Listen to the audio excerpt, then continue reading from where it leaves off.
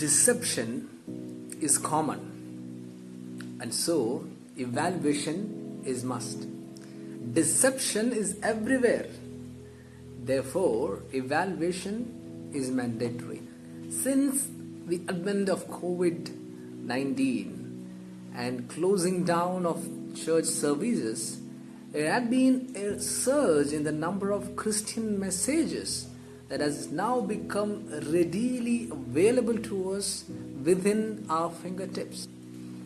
And now we have our own choice whom to listen to, what kind of sermons we would like to listen to. We have our own comfort now in pick and choose whom and what to listen to. When we listen to a sermon, we must be wise enough to evaluate and see if the sermon is in line with the biblical standard. Is it the message of the cross? My intention today through this short sharing is this.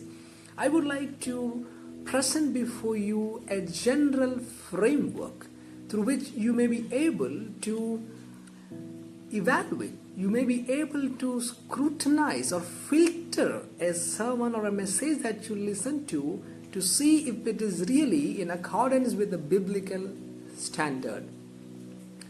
I would be talking from Philippians chapter 3. In Philippians chapter 3, Paul draws contrast between the message of the cross and a message that comes from the enemies of the cross. And in verse 19, chapter 3 verse 19, Paul says 4 characteristics about these messages or these false teachers. That is where I want to emphasize and speak. The very first pointer that I would like to tell you from the verse is this. It says like this: their end is destruction. Paul says that these men who preach these false teachings are unregenerate, unsaved men, and so is their message. So the very first thing that I would tell you is this: does the message that you listen, does it speak about the rebirth or the life through the gospel of Christ?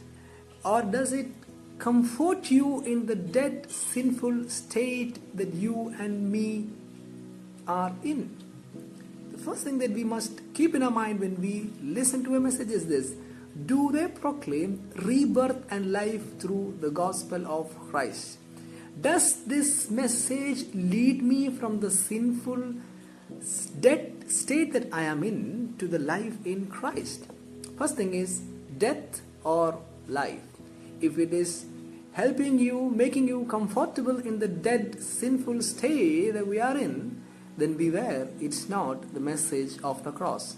Second thing is this: their God is the belly. Paul is saying these false teachers are selfish men who would use the message to gratify their selfish ambitions and fleshly desires. Make this as the second pointer. Do they tell you to use Christ to achieve selfish ambitions here? Is your flesh gratified after listening to a sermon?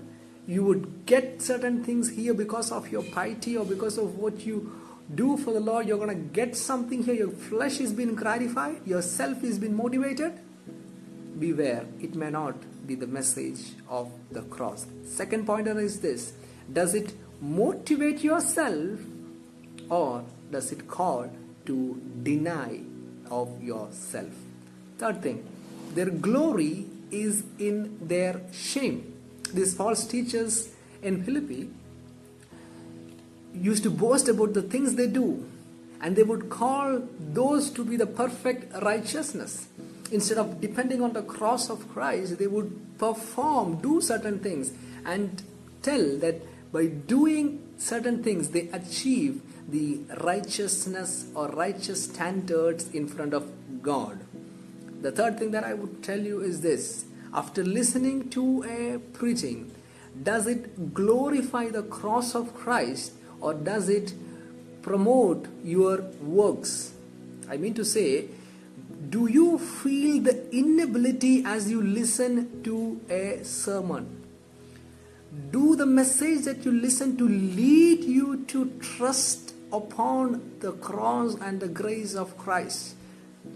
Does it teach you the inability of man to come before God without the cross of Christ? Does it glorify the cross of Christ or promote human works? And finally, fourth thing is this: their minds are set on earthly things. These false teachers are guided by earthly wealth. They accumulate wealth and they proclaim for the accomplishment of wealth on earth. Pointer I would like to put before you is this: the message that you listen to, does it inject worldliness into you, or does it transform your mind to an heavenly things? After listening to a sermon, does it make you eager to wait for heavenly things, or does it inject worldly desires and desire to gain wealth here on earth? Beware, deception is everywhere. I said four things. First is life or death. Does it motivate yourself or call for denial of the self? Does it help you to glory on the cross of Christ or on your own works? Does it transform your mindset to an heavenly setting, or does it promote you earthly mindset within you? The message of the cross is this: it is life through the gospel of Christ. It's a call for denial of oneself. It's the call to depend totally on the cross of Christ, nothing that we do. And it's a call to be transformation of our mindset, that we will be waiting eagerly for the things that are above. Beware, because as messages increase, there is chance that we may fall, we may not realize the deception in it. May the good God add His blessing through the short sharing of His word and help you to discern the truth and follow it all your life. God bless you.